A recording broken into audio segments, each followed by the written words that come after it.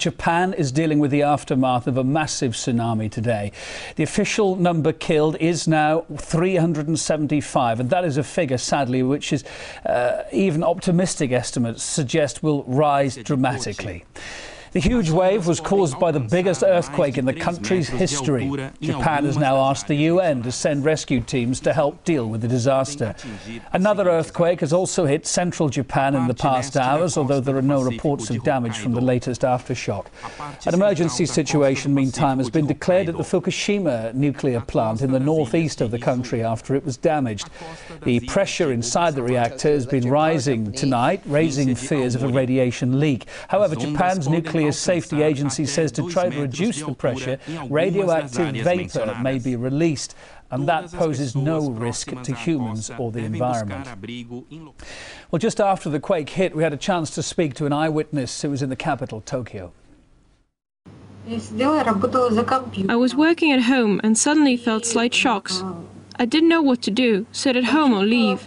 At that moment, I saw a message on the screen of my TV.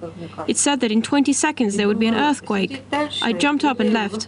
It was shaking. I heard a crack. Posts and fences were cracking. I live in a private district of the city.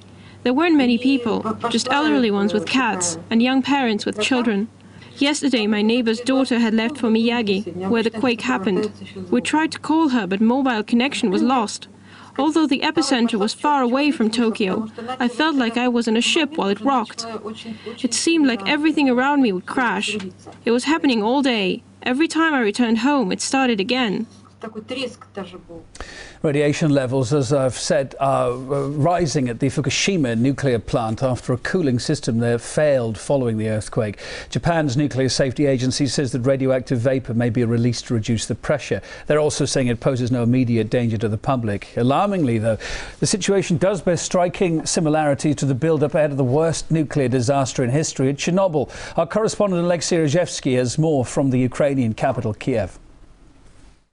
They initially may seem as very similar incidents, but in reality they are pretty much different. First of all, because what is now happening in Japan is indeed an aftermath of a natural disaster, the earthquake. What happened in Chernobyl a quarter of a century ago was 100% handmade, man-made disaster, and this is of course the essential difference. The other difference is the fact that the reactor in Japan is 100 times more powerful than the one in Chernobyl, and in fact the the two power plants in the Fukushima region produced the world's biggest joint amount of energy, and this means of course that this reactor, which is under threat now, is far more powerful than the one in the fourth block of the Chernobyl nuclear power station, which exploded 25 years ago. Also, one of the differences is that the security system in Japan at the power station is promising that should any nuclear incident occur at the station, a certain dome will cover the nuclear power station, preventing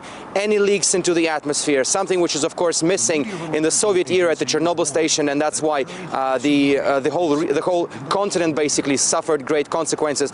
But at the same time, we also heard that basically the automated security systems went on after the earthquake at most of the power stations across Japan, except for Fukushima, and nobody knows whether this will be the case, whether the automated security system will work should any nuclear incident occur. The worst case scenario is much more grave than what happened after the Chernobyl fallout. According to several experts I've managed to have a word with already here in Ukraine, and just read some interviews on the internet as well.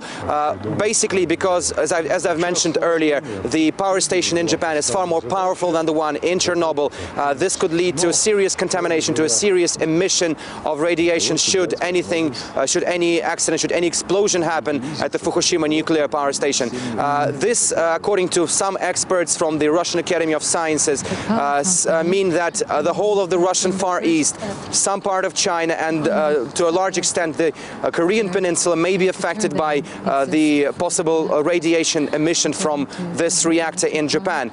So far as we've heard, the government is saying that the situation is under control, and also we've heard assurances from the American scientists who are saying that right now the wind is blowing westward import from Japan. So should any accident happen, then all of the radioactive material would probably find itself in the middle of Pacific, not in the Russian mainland or China or Korea or anywhere else. But indeed, the wind can change any minute, and obviously, if something happens at the station, this could be far 10 times more serious than what happened after Chernobyl.